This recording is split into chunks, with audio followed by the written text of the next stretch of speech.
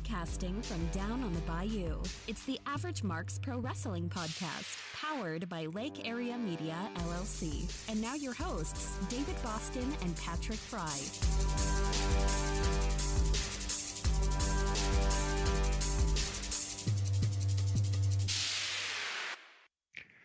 And welcome to the Amp Wrestling Podcast, episode 118. I'm David Boston. He is Patrick Fry, and we're here to talk about some wrestling. What's up, Patrick? Oh, not too much, David. We're going to talk about some wrestling, but I tell you what, I'm excited because we just talked about it just before we started recording. But retail sports betting has made its landfall here in Lake Charles, the city we're based out of, and I got to go check out the sports books today, and I'm quite excited. Wish we could maybe bet on some pro wrestling. I wonder if that's going to happen maybe in the future because, of course, pro wrestling's not a I don't want to, obviously cut down pro wrestling here, but it's not a legitimate competitive sporting event, I guess you can say. It's obviously all predetermined.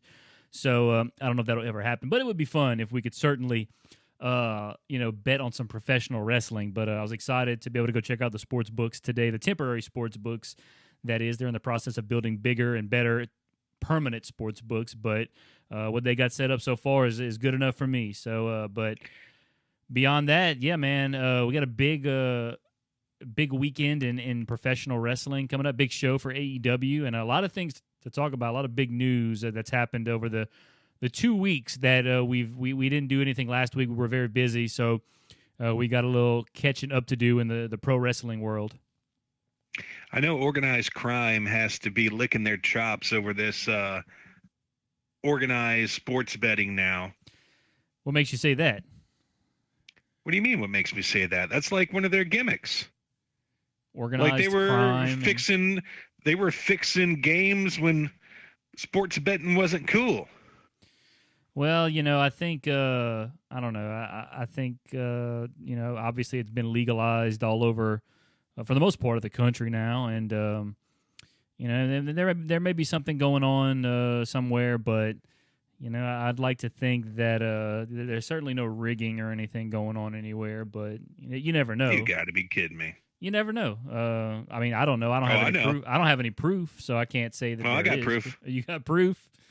Yeah, they've done it before. Well, they've done it before, but obviously maybe they've, I don't know, maybe they've done things to crack down on that in sports now, now that, because obviously up until a few years ago, for the most part of the country, it was illegal anyway, so I guess nobody really, cared. In some places it was still illegal, like Las Vegas, but maybe now there are things that have cracked down on that a lot more now that it's a legal thing in most parts of the country. We're going to have to start a game. Me and you are going to have to go to these sports books and kind of like Where's Waldo, but it's going to be called Where's the Loan Shark? Maybe so. There was a few people out there today, so I don't know. Maybe there was one out there already hanging out, just waiting to make something happen. All right, before we get into this, we would be remiss if we didn't talk about our sponsor for the show today. It's our affiliate link for Amazon. Real simple. If you want to help your boys out when you're doing your holiday shopping this year, it is a simple click. You don't have to go to Patreon. You don't have to go to PayPal. All you have to do is go into your browser, whether it's in your phone or on your computer. If anybody uses computers anymore, it goes to the websites. If you use apps, I don't know how you put our affiliate link in the Amazon app, but open your browser, type in tinyurl.com/Amazon AMP, A-M-P. What that's going to do, that's going to bring you to our affiliate link. You need to save that on your browser. Put it in your bookmarks. Title it as Amazon. And every time you shop at Amazon, if you use the link, they're going to give us a little commission for sending traffic their way. It's no extra cost to you, but it'll help us out in the long run. Absolutely. So that's tinyurl.com/Amazon AMP. Help you boys out just a little bit because every cent matters as far as we're concerned, and anything can help us improve the podcast in any way we possibly can, and that's certainly what we want to do. But you want me to go ahead and do the rundown? Let's get into it, bro. All right. Well, the rundown for today's episode number 118 of the Amp Wrestling Podcast for Wednesday, November the 10th, 2021. We're going to preview AEW Full Gear happening this Saturday. I think it's on Saturday. Yeah, it is Saturday. Also, WWE released more people. We'll talk about that. Jon Moxley entered an inpatient alcohol treatment program. We'll talk a little bit about that. That was kind of a big, shocking story that came up since we last recorded an episode. And also, the shutdown of Ring of Honor is coming up. We'll talk about that as well. We got some rumor mill stuff. Finn Balor injured. More on the Karrion Kross release. And why is Up, Up, Down, Down stopped creating content? We'll talk about that and everything else coming up on the AMP Wrestling Podcast, episode number 118 for Wednesday, November the 10th, 2021. Find us on your favorite social media platforms. We are there, Facebook. When is it going to be called Meta, Patrick? Do you know?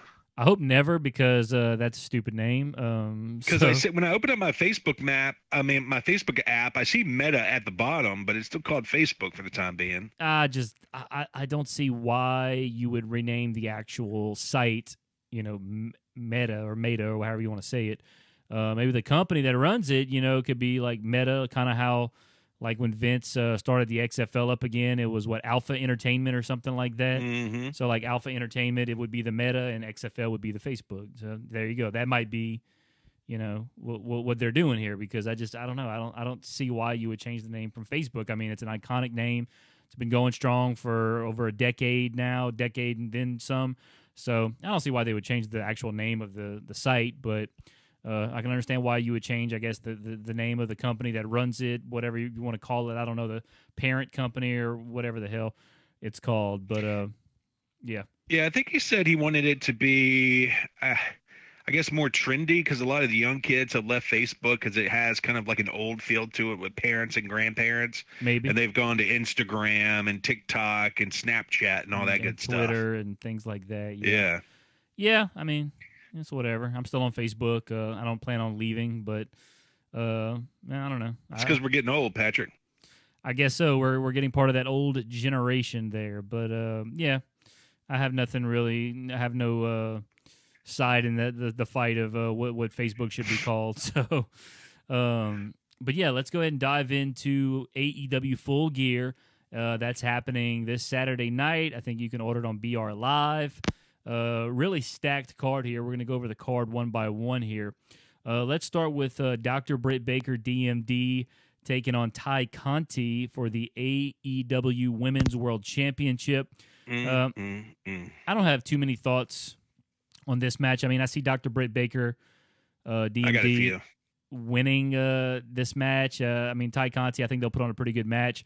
I certainly could see Rebel and Jamie Hayter maybe getting involved some sort. I think Anna Jay, it looks like she might be at ringside as well in the corner of Ty Conte. So there could be a lot of shenanigans going on the outside that may cause Dr. Britt Baker to really kind of steal a win from Ty Conte. But that's kind of how I see that match playing out. When are they going to come up with an AEW women's calendar? That is a good question. That's a very legitimate question there, David. I don't know. That's a good question. Maybe we should email Tony Khan and say, "Hey, dude, you got some, you got some hotties in this company. Obviously Anna Jay is up there. Some of the ones we mentioned just in this particular match. I mean, everyone in this match is a hottie and wouldn't mind seeing on a calendar. Dr. Britt Baker, Rebel, Jamie Hayter, Ty Conte, and Anna Jay, all five. Heck, that's almost half the year right there. So there you go. That would be a tremendous idea. Yeah, and he's probably going to say something like, "Oh, we don't want to overly sexualize our women's division and stuff like." No, we want it, Tony. We want it. Yeah, considering you got a mostly male audience, I think certainly these calendars would sell pretty well. We want it in time for it to be a stocking stuffer. Yeah, there you go. Yeah, we need some calendars for 2022. I've already seen some places have calendars for 2022. As crazy as that kind of, well, I mean, obviously it's November already, and it's crazy how fast the year has gone by. But yeah, I see Dr. Britt Baker winning this match. Obviously, she's just rolling right now as the AEW Women's World Champion. I don't see Ty Conte taking that from her. Nah, me neither. All right, the next match, the AEW World Championship Eliminator Tournament Final, where the winner will receive a future AEW World Championship match. It's Bryan Danielson taking on Miro. And Miro actually, came into this tournament a little late because he subbed in for Jon Moxley, who, of course, entered into an inpatient alcohol rehab. We'll talk about that a little bit later. But Miro did defeat Orange Cassidy in the semifinal. Bryan Danielson defeated Dustin Rhodes in the first round and defeated Eddie Kingston in the second round. Actually, he's had 30. The crazy thing is Bryan Danielson's 2 matches were 14:45 and 16:24. So he's had like 30 total minutes of in-ring time for this tournament. Miro's only had 7 minutes against Orange Cassidy. I could see either one of these guys really winning. I mean, of course, Bryan's, new to the company. He's the new hot name in the company. He's already had a time limit draw with Kenny Omega, the current AEW World Champion. I don't know. I could see Miro. Obviously, he had a big run with the TNT belt, and now I think he's kind of prime and ready for a possible, AEW World Championship feud, maybe even an AEW World Championship run sooner than later. My gut tells me Bryan's going to win this match, and I'm thinking about that. I'm thinking ahead to who I think is going to win the AEW World Championship match between Omega and Hangman. But of course, I'll give that out a little bit later. But I'm going to go ahead and say, man, this one's tough because Miro, obviously, with his finish, it's the accolade. I guess I don't know if they still call it the accolade, but whereas he can do it, and maybe Bryan Danielson passes out, doesn't necessarily tap out, so it kind of protects Bryan maybe a little bit, but. And then, of course, I can also see Bryan hitting Miro with that running knee, get the label lock on him. Maybe Miro taps out. I don't know. I don't know if they want to have Miro tap out. But I'll say Bryan Danielson wins this match just because that's what my gut's telling me. I think, obviously, he's the bigger star here. He's a guy that you can throw into, the AEW World Championship title picture immediately. And have it work. So I guess I'm going to say Bryan Danielson's going to win this match. First off, if I was Miro, I'd be pissed off. I'd be like, you're going to put Dustin Rhodes and Eddie Kingston in this tournament and not me, and the only way I get to go in is because Moxley pulled out? Well, that's kind of disrespectful. For all we know, they may have had a different plan for Miro. And then when Moxley, entered the rehab, maybe they were like, all right, hey, look, Miro, we're going to put you in here and give you a little push here, because like I said, they might have had other plans for him, or maybe, for all we know, maybe he was taking a little time off. Maybe they were going to give him some time off, and then they said, "Hey, Miro, sorry to cut your little time off short, but we need you in this match." Because I am firmly confident we were supposed to see Jon Moxley and Bryan Danielson in this final. But obviously, you got to find somebody, legitimate who can put on a great match with Bryan Danielson to earn this AEW World Title match. And I think Miro was probably the best guy that they had available. Yeah, I think that maybe they kept Miro out because they were like, okay, if we put him in the tournament, because obviously with them keeping records and stuff like that, they want to seem more of like a shoot company rather than an entertainment company. And if you look at it, you're like, okay, who's actually going to beat this guy? He should cruise right on through this tournament no matter who we put in front of him. But I remember when we first heard that Danielson and CM Punk were signing with AEW, we were wondering, okay, who's going to get the first push?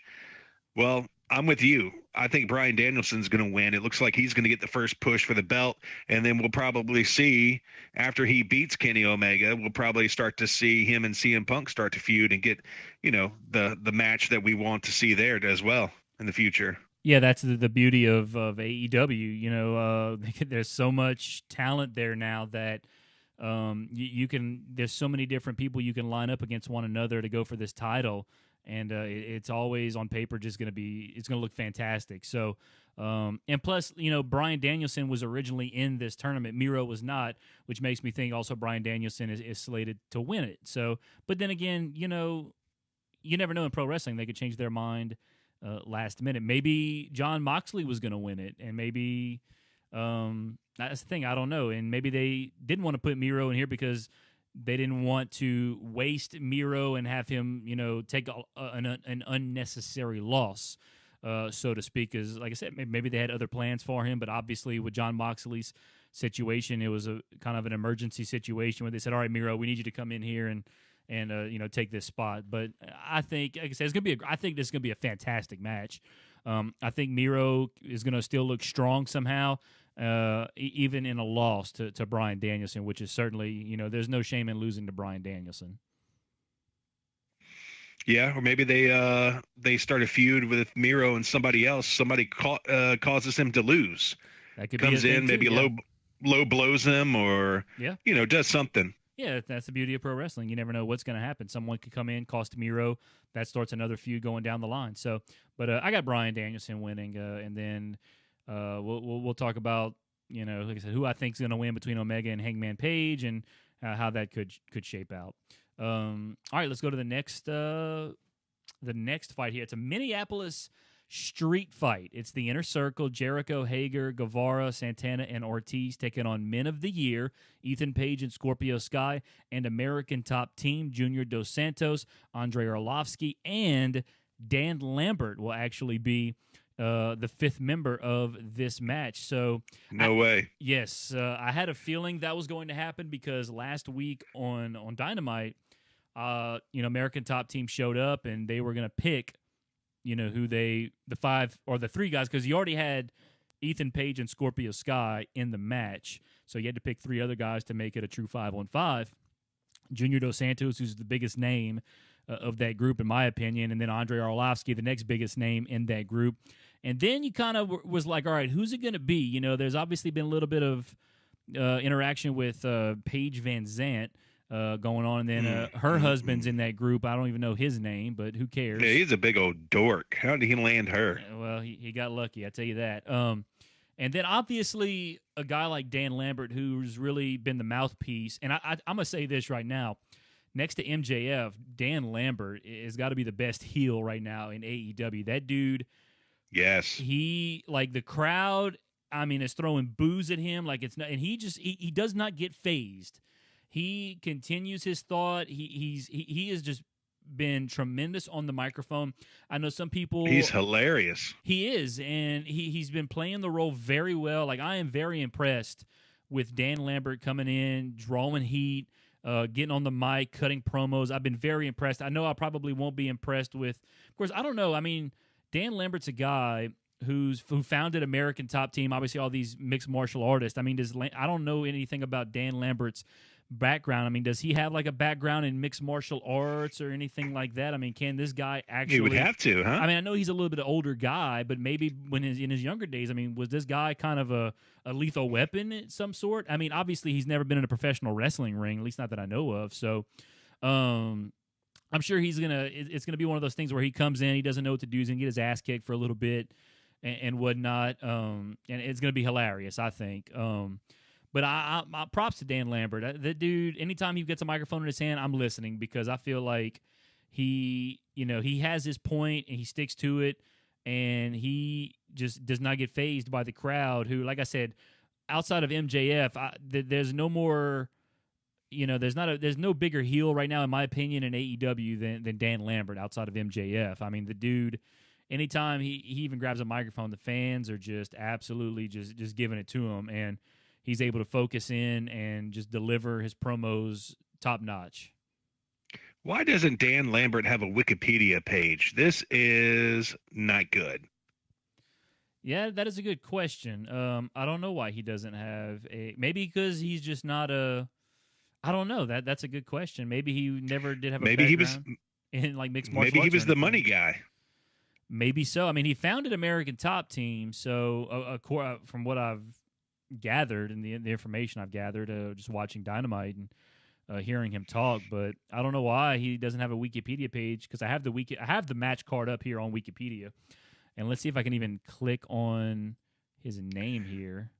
No, you can't, because I'm on Wikipedia right now on American Top Team, and it says the gym was founded by Dan Lambert, and it's no hyperlink, who brought in former members of Brazilian Top Team, and it goes on with those guys, and they're all hyperlinked. Yeah. Well, it seems like American Top Team, based on what I'm seeing here. Oh, okay, so the article is about the wrestling stable. I need to see just American Top Team. founded by Dan Lambert, who brought former members of Brazilian top team. Okay, so I don't know why he's not there. Maybe he's just not a big public figure. Maybe he wasn't a big public figure until, obviously he was on AEW, because I had never heard of him until I got it right here. Okay. It says a businessman by trade and Brazilian jiu-jitsu enthusiast. Okay, so he's not an actual. So he was the money guy. Gotcha. He was the money mark. Yeah, he was the guy kind of behind the scenes taking care of the finances. Yeah, he was Tony Khan before Tony Khan was Tony Khan. Well, there you go. But as far as this match goes, I really don't know. I feel like Men of the Year need this win against the Inner Circle. I feel like, but then again, the Inner Circle, I can't remember. I think they won the feud with the Pinnacle. So I wouldn't be shocked to see at least Men of the Year kind of get a victory right here. I feel like they could use it. They've been hyping them up, and obviously Ethan Page and Scorpio Sky are two legitimate athletes in AEW. I'm gonna go out on a limb. I think Men of the Year somehow get a victory here, and you got two legitimate fighters in Dos Santos and Arlovsky in your corner too. So I don't see why they couldn't win this match. Yeah, I love that, because no matter what happens, Inner Circle is going to be over no matter what. And I like Ethan Page, man. He is so good on the mic. I would love to see more of them. And obviously a big win against the Inner Circle would push them up into the top tier of the company. Yeah, you're right. That's exactly. I agree. A win here for them over the Inner Circle would tremendously propel them maybe into an AEW World tag team title picture. So we'll see. But I'm gonna go ahead and say Men of the Year are gonna win it, or Men of the Year and America Top Team will win this. But I think Men of the Year get one of them gets the pinfall, and ultimately they're the guys that are standing tall here at the end of this match. I like it. All right, AEW World Tag Team Championship. Lucha Brothers taking on FTR. FTR has already taken the AAA tag team titles from them about a month ago, I think that was. So now it's another match for the AEW World Tag Team titles. Now, since the Lucha Brothers beat the Young Bucks for the titles at All Out, I don't know. I feel like we haven't seen much of the Lucha Brothers. Like, they haven't really been focused on a lot. Maybe I've missed something. Obviously, FTR won the AAA tag team titles from them. I just don't see. I feel like they haven't had that. How can I say this? Like I said, because of the fact that they haven't really been focused on a whole lot, there's so much going on in the company. I think they're going to retain. I think they're the best tag team in the company, in my opinion. I mean, they're up there with the Bucks. I mean, the Lucha Brothers are from the in-ring, the presentation, just everything about them, their entrance. I mean, they had the best entrance at All Out. I think they're one of my favorite tag teams, if not my favorite tag team in AEW. I think they need to hold on to these tag team titles a little bit longer and get some feuds going, and maybe get a little more focus in on the tag team title picture. Well, we talked about the selfish booking before from Cody. I mean, I think this is maybe some selfish booking from the Bucks. I mean, when you were champions, the tag team division was a hot story in AEW. All of a sudden you lose the belts and it fizzles away. And you're supposed to be bros with these dudes? I mean, come on. Well, I mean, and FTR is a former World Tag Team Champion themselves, so it's a good matchup. I do like the matchup. I think this is going to be a fantastic match as well. It's just, I guess, in between the big shows, I don't know. And they like I said, they may have been, I haven't seen a ton of not dark. Well, I haven't seen a ton of dark, but in Dark Elevation. But like Rampage on Friday nights, I haven't been able to watch Dark on Friday nights, and maybe some of those Saturday night Dynamites we've had that I haven't been able to really get an eye on. Maybe they featured them in some of those. So like I said, I may have missed something there with the Lucha Brothers and their tag team title run so far, but I do like this matchup. I think the fact that you had Andrade El Idolo kind of with Dax Harwood and Cash Wheeler, and he was kind of going for Penta El Cero Miedo and Rey Fenix, trying to get them to join him. He had his little thing with Pac and everything, and then FTR kind of bled into that, and that's kind of what's led to this. So it's kind of one of those things where they use another storyline to get FTR involved in this, I believe, but it's still a great matchup. I gotta think the Lucha Brothers are going to retain here just so they can continue to ride this AEW World Tag Team Championship reign and definitely get some more big matches out of them. That's just my thought. I read on some dirt sheets that FTR is even wanting to leave AEW. It's like, can these divas ever be happy? I don't know why they'd want to leave AEW. I guess I could, on the surface, it seems like AEW is just the perfect wrestling company where everyone wants to go, but obviously not everyone's going to be happy. But, it seemed like guys like FTR, were just, it seemed like guys like FTR, obviously they got a release from WWE, and immediately, as soon as they were allowed to, they showed up in AEW. So, but it only seems like they'll be happy if they have the belts around their waist for 422 days. Well, they got the AAA World Tag Team titles around their waist. I don't know how they feel about that, but we'll see if they become double champs on Saturday. But I still think the Lucha Brothers are going to win this match. I sure hope so, because I would love, and I emphasize love, to see a rematch between them and the Young Bucks, because that last match they had was lights out match of the year. Yes, it was. I don't expect this one will be quite as good, but I do expect it'll be. This will certainly be fun to watch. You got two different really styles from the Lucha Brothers and then FTR. So looking forward to seeing this match. I think the Lucha Brothers will win. Watch out for those turnbuckles. Yes, absolutely. All right, next match, singles match. It's going to be Darby Allen versus MJF. This one's been the build to this match has been very intriguing, in my opinion. MJF's been really cutting some pretty fire promos with Darby Allen lately, I find. And they had their little brawl on Dynamite last week. That was very entertaining. I really don't know who's going to win this match. Obviously, Darby Allen had that big match against CM Punk that he lost. MJF has been rolling. My gut tells me MJF is going to win this match because I feel that MJF is definitely getting towards the front of the line for a world title shot very soon. I feel like he's really starting to propel himself into the main event picture.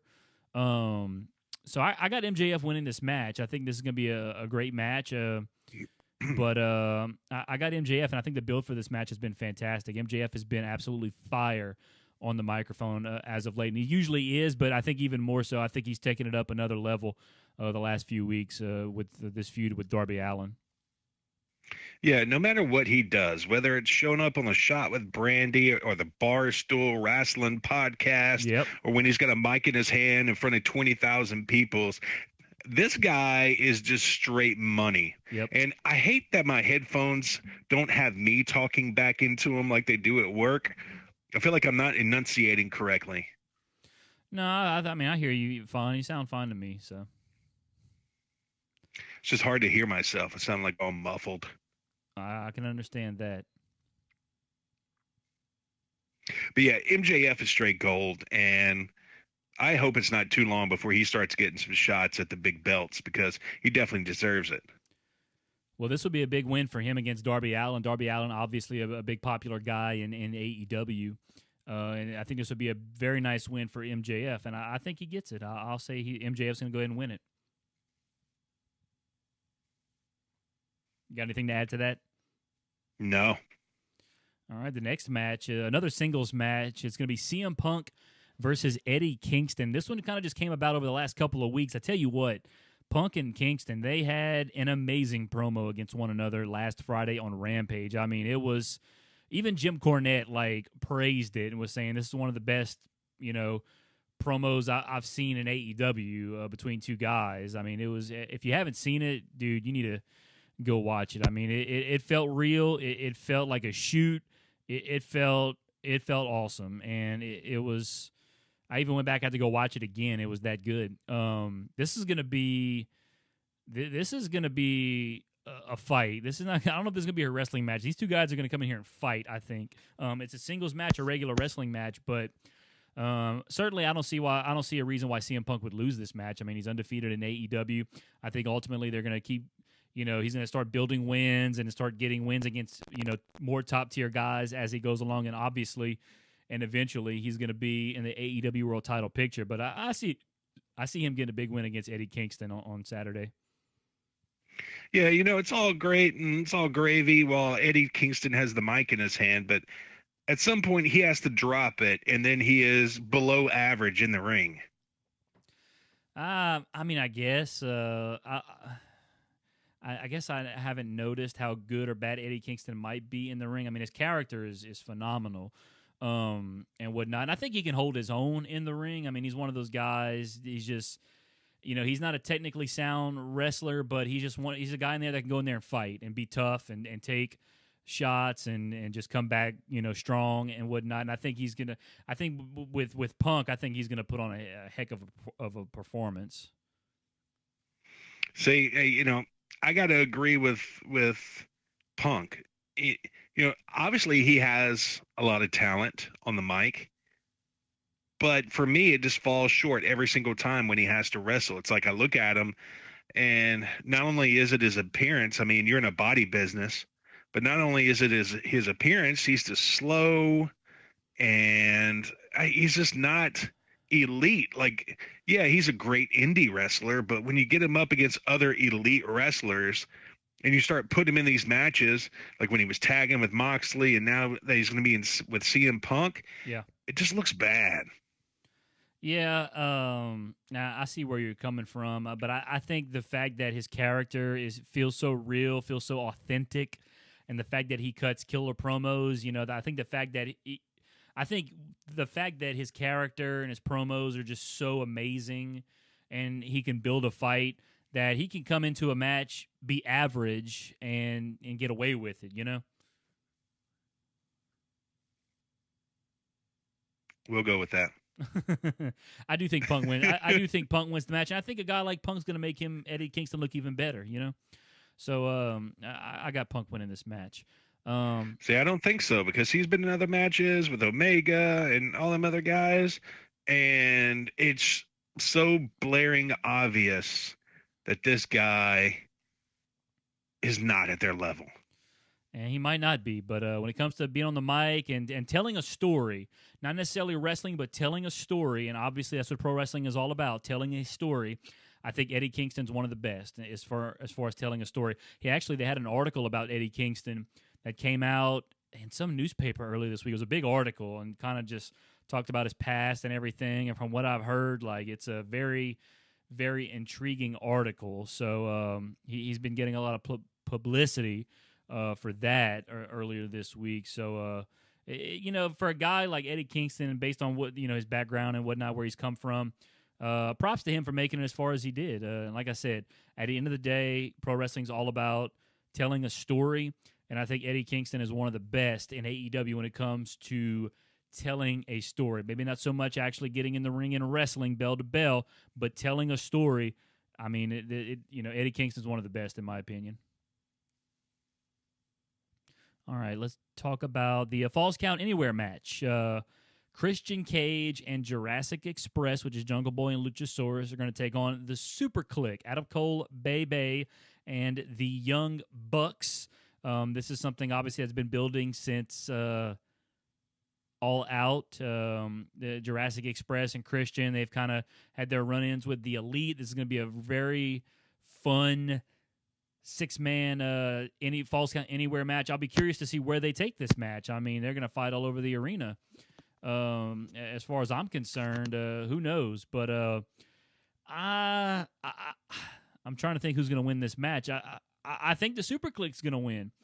I think this is a good chance for Adam Cole, Bebe, to maybe get a big pinfall victory over maybe a Christian Cage, maybe even over a Jungle Boy or something. But I think this is, definitely a good opportunity for Adam Cole, Bebe, to get another pinfall victory, add to his record, because obviously he's going to be in some championship pictures at some point down the line, so you might want to build his record up a little bit. But I got the Super Click winning. I really don't have much else to say about this match. I think it's going to be fun. I think it's been fun watching these two teams go at it. But and I think actually Adam Cole Bebe took a concerto from Christian Cage on Dynamite last week. So that was an entertaining segment. But I got the Super Click. I think Adam Cole Bebe gets a pinfall victory over maybe either Jungle Boy or Christian Cage.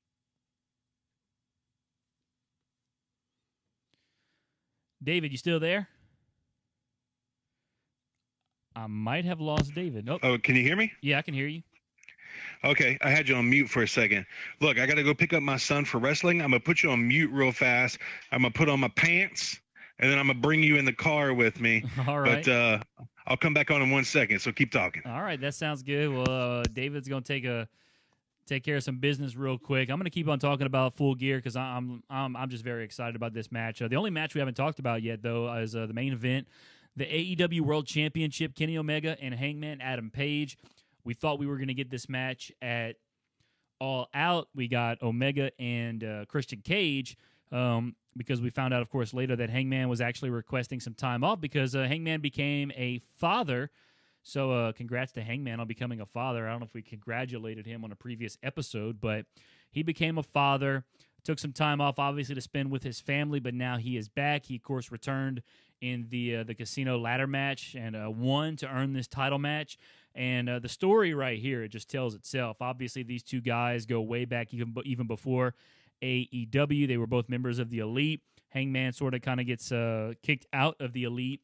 And then, maybe he got kicked out after him and Omega teamed up and obviously won the AEW World Tag Team titles together. And then they broke up. And I think they actually, they fought a year ago in the AEW World Championship Eliminator Tournament final. I think they had that last year.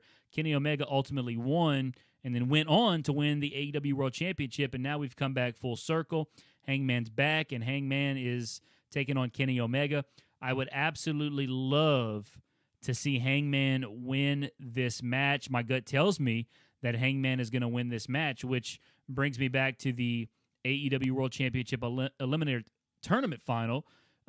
Makes me think, okay, is Bryan Danielson going to win? We're going to have, because he's obviously a face. Hangman Adam Page is a face. I assume the winner of the tournament, the Championship Eliminator Tournament, will be the next person to challenge for the AEW World Championship, whether it be in a Dynamite coming up or whatever the case may be.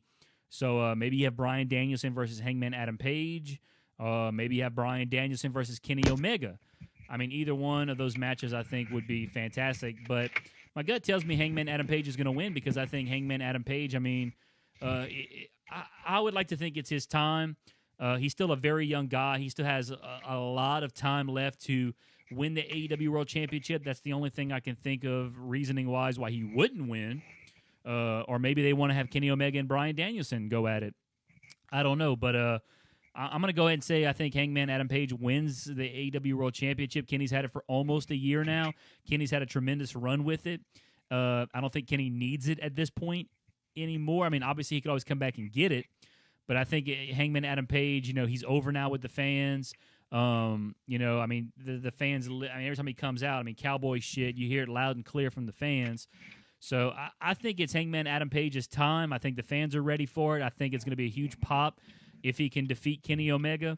Also, maybe he'll kick out of the One-Winged Angel. I know a lot of people talked about him being the first guy to kick out of the One-Winged Angel in AEW.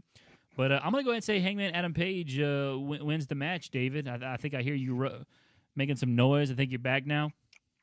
Yeah, we are in the car heading to pick up the son.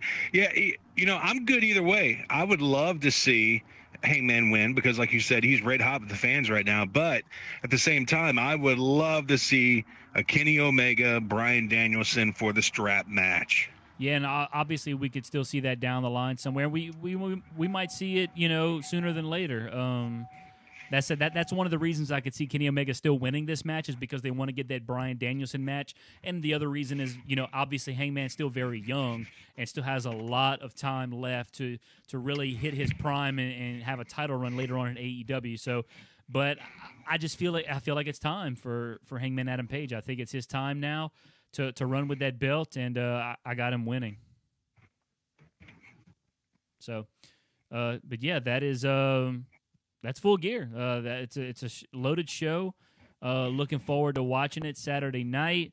Looking forward to seeing who walks out of. I think they're in St. Louis. Is that right? I think they're in St. Louis. Let me look here. I got it right here. No, Minneapolis. I'm sorry. They're going to be in Minneapolis So I think he's going to walk out of Minneapolis the new AEW World Champion and the fourth ever AEW World Champion. All right, let's move on now. More WWE releases. On November the 4th, last week. It was funny, too, because we didn't do the podcast. I said, well, it's been a quiet week in pro wrestling. And then the Jon Moxley story came out, and then the Superstar WWE releases came out. And I was like, well, so much for the quiet week. But here are the list of people that they released last week. Frankie Monet, Ember Moon, Scarlett, Oni Lorcan, Karrion Kross, B-Fab, Jesse Camilla, I think that's how you say your name, Zeta Ramier, I don't know, Trey Baxter, Katrina Cortez, Jeet Rama, I never even heard of some of these people, Grand Metalik, Lindsay Dorado, Keith Lee, Nia Jax, Mia Yim, Harry Smith, and Eva Marie. Obviously, I think the biggest name on there that a lot of people were talking about was Keith Lee. Obviously, the last couple of years, we thought we were going to see a lot of big things from Keith Lee, but apparently not. Nia Jax is another one. Rumors are that is because she wasn't vaccinated is why she got released. Karrion Kross is another one that's a little surprising. Ember Moon's one that's surprising for me because I think Ember Moon is a tremendous talent. And obviously with Karrion Kross, you had Scarlett that went as well. B-Fab's another interesting one because they just brought Hit Row to SmackDown, and I feel like she was kind of the glue that held them together, so to speak. She was kind of I don't know. I don't really know what she was with them, but to me, she completed them. That's, I guess, what a good term. She completed Hit Row and whatnot. So just some interesting names, more releases. I mean, they've released so many people over the last 2 years. It's almost become a normal thing now. It's a sad thing, but I guess the good thing for some of these people is now they'll get a chance, to go elsewhere and show off their talents. What did you think about the releases? Well, if you remember a few months ago, Keith Lee released that video on YouTube talking about how he had that heart condition and he could have died from it. So I don't think he's probably still not medically cleared.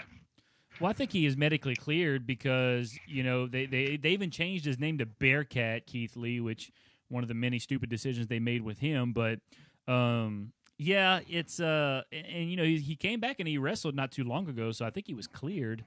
But, yeah, I don't know. I mean, they say budget cuts, but I don't know. Maybe they just didn't have anything long-term for him, So that was the list. I got to tell you, I mean, we were talking about it, weeks ago about how we're pretty sure that Karrion Kross is chomping at the bit for his contract to end. Well, he doesn't have to wait for his contract to end.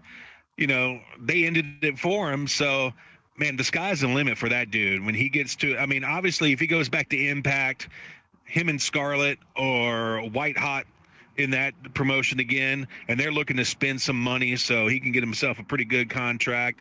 And, of course, if he goes to AEW, I mean, bro, Karrion Kross is the truth, and somebody's going to be lucky to pick that dude up. Yeah, it'll be interesting to see where a lot of these people fall because rumors are that Tony Khan said he was interested in a number of the people that were just released from WWE. So I think most of these guys got the 90-day no-compete clause. I think Scarlett has only a 30-day. I think whoever one of these folks came out of NXT only has 30 days. But I already saw Scarlett Bordeaux is already doing other things like with a clothing line and stuff like that. So she's already making moves post WWE that actually doesn't involve wrestling. So good for her. But yeah, just another round of WWE releases. Nothing really to see here, folks. Seems like just another day in Connecticut. I would imagine for sure they're going to sign Ember Moon to strengthen up their women's division. She would fit quite nicely in there, being as athletic as she is. Absolutely. But I tell you what, Vince has done nothing but favors for Tony Khan. He has given him so much talent that he actually knows how to use. Yeah, I think Tony needs to send Vince a Christmas card this year. I tell you what, because big thank you, Vince, for handing me all this talent on a silver platter. Send Vince a turkey. Yeah, there you go. All right. Let's move on now to the next subject. We won't spend too much time on this because I think a lot of people have already, really said what they had to say about this. But kind of an upsetting story. Jon Moxley entered an inpatient alcohol treatment program. Tony Khan just kind of tweeted out, I think like last week, he said that Jon Moxley has allowed me to share with you that he is entering an inpatient alcohol treatment program.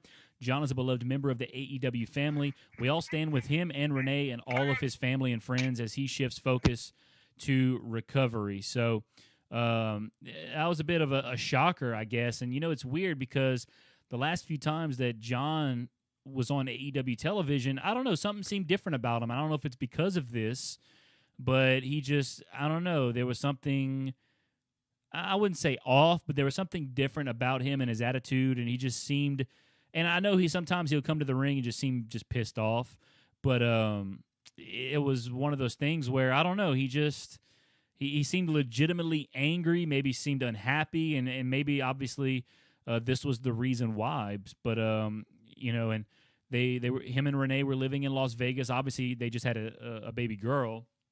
So maybe that was part of the reason why he was like, I got to kind of fix this. We got a child now, and I got to get better. So, maybe, and then I saw that they were apparently moving back to Ohio from Las Vegas. And obviously Las Vegas is Sin City, where there's a lot of drinking, gambling, all sorts of stuff going on there. So maybe him being back home in Ohio is going to help him. Obviously having his daughter now is going to help him and whatnot. And obviously we wish nothing but the best for Jon Moxley and hope that he can get his problem solved and return to wrestling sooner than later.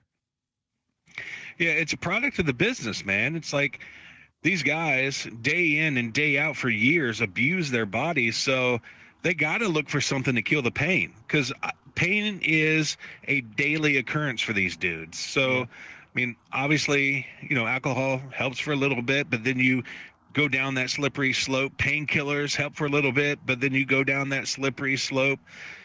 I mean, the only thing that, and I've been saying it for years on this podcast, the only thing that's really going to help these dudes out, like one of these companies is going to have to step up and go, you know what, we're not going to drug test for THC. Yeah. Yeah, I mean, that certainly seems like it'd be a good alternative to drinking, certainly, and certainly it would help the pain. But, yeah, it's, like I said, it's just a kind of a sad story, but at the same time, it's a good thing that, he's going to seek help and trying to get it under control. It is, but I hope that this doesn't lead to other avenues, because you take this out of his life, how is he going to deal with the pain? Does the staff doctor start giving him Oxycontins? Yeah, that's going to be interesting to see what they do and how this affects him going forward. Maybe the place he's going might help him deal with things like that too. Like obviously you take drinking out of the equation, maybe they'll help him say, look, these are some good alternatives. This is a good thing. CBD obviously is a thing. So I don't know. Yeah. I guess time will tell. But I know for now, he's getting his help, and we wish him all the best. Yeah, most definitely. All right, another sad story is the shutdown from Ring of Honor. That was kind of a big story that just popped up out of nowhere. Ring of Honor actually released a statement back on October 27th. It says, throughout the pandemic, our top priority was to keep everyone healthy and safe, and despite not producing any live events for over 18 months, we were able to keep everyone fully contracted. We now find ourselves at a time where we need to make changes to our business operations and are planning a pivot for Ring of Honor with a new mission and strategy. The year will culminate with a final battle in December, and we will be taking the first quarter of 2022 to work internally to reimagine Ring of Honor. Ring of Honor has the most dedicated fans in the industry, and we appreciate their loyalty and patience as we reconceptualize Ring of Honor. We anticipate returning to live events in April for the Supercard of Honor with a new fan-focused product and provide a unique experience for wrestling fans. And they've, released everyone from their contracts effective at the end of the year. So everyone that works there will have to the end of the year, and then I guess I don't know if they'll just hang out for 3 months or do other things and then wait for them to rejuvenate Ring of Honor, hopefully in April. But, I'm looking at the roster right now. I mean, obviously you got some guys, Dalton Castle, Dragon Lee. They got EC3, Flip Gordon, Homicide. They got the Briscoes, Mike Bennett, I mean, just they got some good talent there. They also got Jay Lethal, of course. I don't know, skip over Jay Lethal.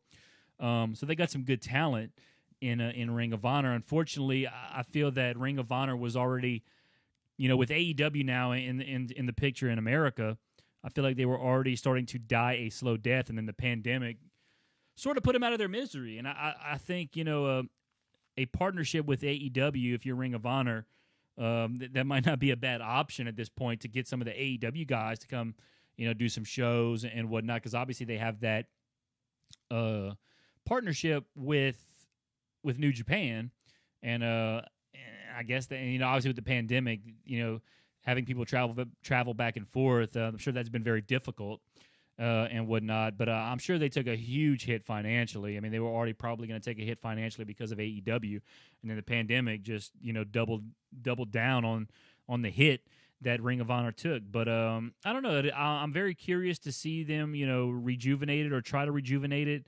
I'll be curious to see if any Ring of Honor guys show up in AEW during that time span, because AEW has been known to just bring in guys for a couple of shows and then just, all right, go about your way. So I would like to see some of these top guys in AEW maybe make a little, come to AEW for a cup of coffee and have a little feud for a few months while they're off. Yeah, and the EVPs have a long relationship with ROH, but I read something that Sinclair Media, the parent company for ROH, is done with the wrestling side of their business. They're not going to give it any more money, and in fact, maybe totally pulling out from the whole thing. So I think when ROH comes back, they're going to be a regional indie promotion where they're just, booking a lot of the big guys on the indies, kind of like Game Changer Wrestling does, or, all these like Evolve does and stuff like that. I think that's what they're going to do, and they're going to try to, make their money on gate and, Fight TV, pay-per-views and stuff like that. But I don't think they'll ever be a quote-unquote major player again, because I don't think they're going to have the money behind them. I think they're just going to be a small indie promotion. And obviously, if they're a small indie promotion, a partnership with AEW would only benefit Ring of Honor.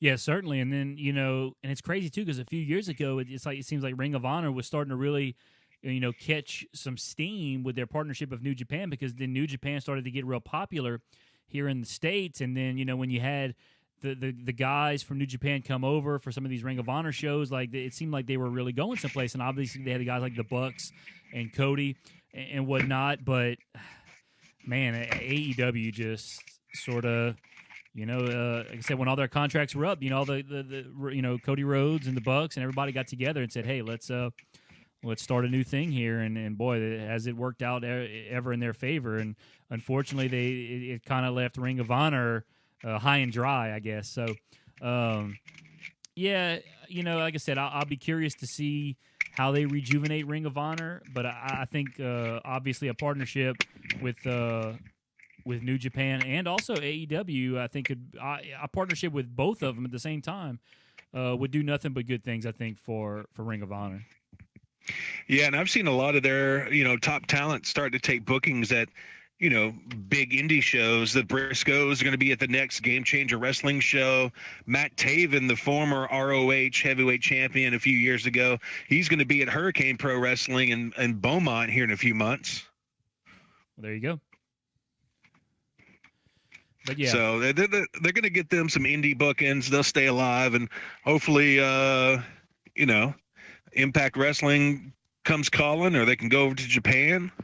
Yeah, it's true. I always forget about Impact Wrestling. That could be another little partnership, too. Get a partnership with everybody. Get everybody in there.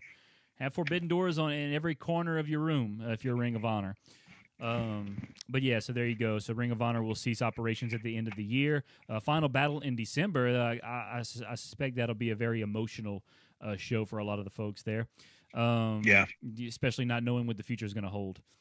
All right, it's time for Rumor Mill. Do you have the Rumor Mill stuff with you? I know you got in the car, or I don't know if you're back. Or I do not have it with me, but give me the what it is, and I'll give you what I got in the old brain. All right. Well, the first one was about Finn Balor being injured. Oh yeah, apparently he missed a taping here recently over in England, and they're saying that he's injured, but it's like a minor injury. Okay, well, nothing. I guess not much there. I mean, if he's minorly injured, I don't know. I don't know what to think of that. I didn't even realize he was injured. So, But that's what the word is. But I don't think that WWE's reported on it, so we don't actually know the extent of his injury just yet. yeah. The next one is the more on the Karrion Kross release. Yeah, man. We've always wondered why are you messing this thing up with Karrion Kross?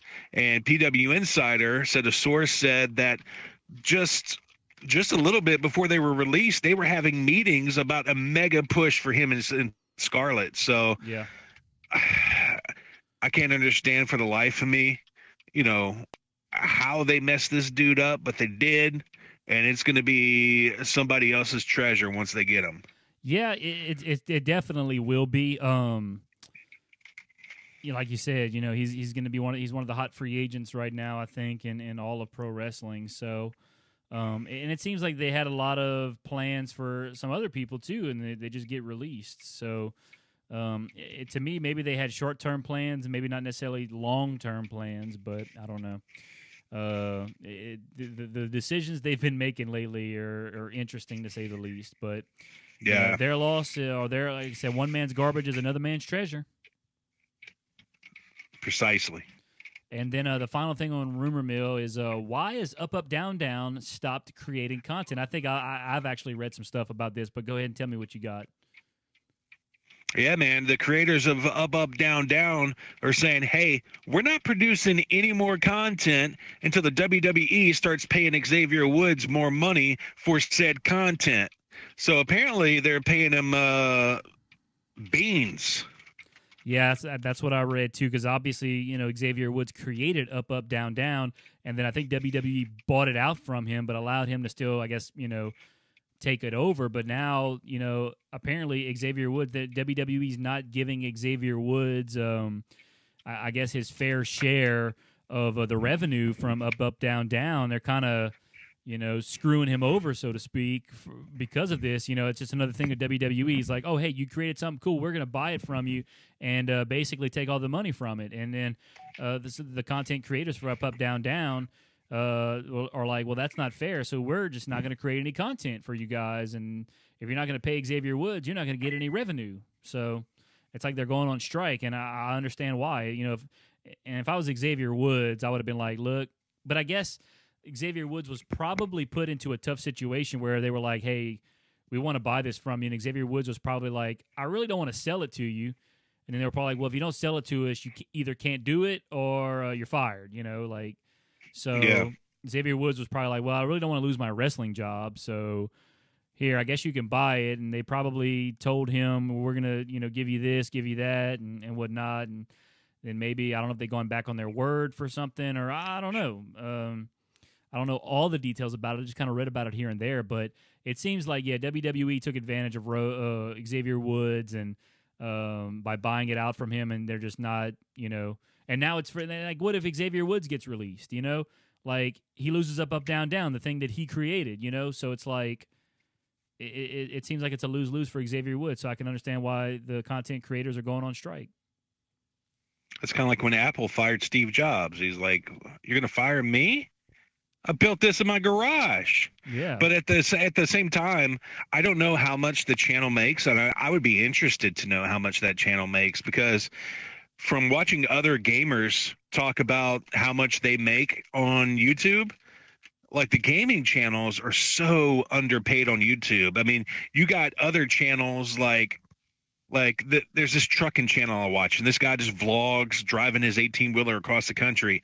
That dude makes $8,000 to $10,000 a month on just doing that. But the same views, the same subs for a gaming channel, yeah, they're only making like $1,000, $2,000 a month. Yeah. And I mean, gaming is something that you can build the platform on. I mean, nobody's going to stop gaming. No, not at all. Gaming is that industry, in my opinion, has definitely surged over the last few years. Like games like Fortnite, those battle royale type games, and like obviously the emergence of Twitch and how popular that's gotten, just things like that, and esports and all that jazz. And then obviously Xavier Woods has built up, down, down into a giant on YouTube. So, and then he's got that's the thing, he's got other wrestlers involved and things like that. So.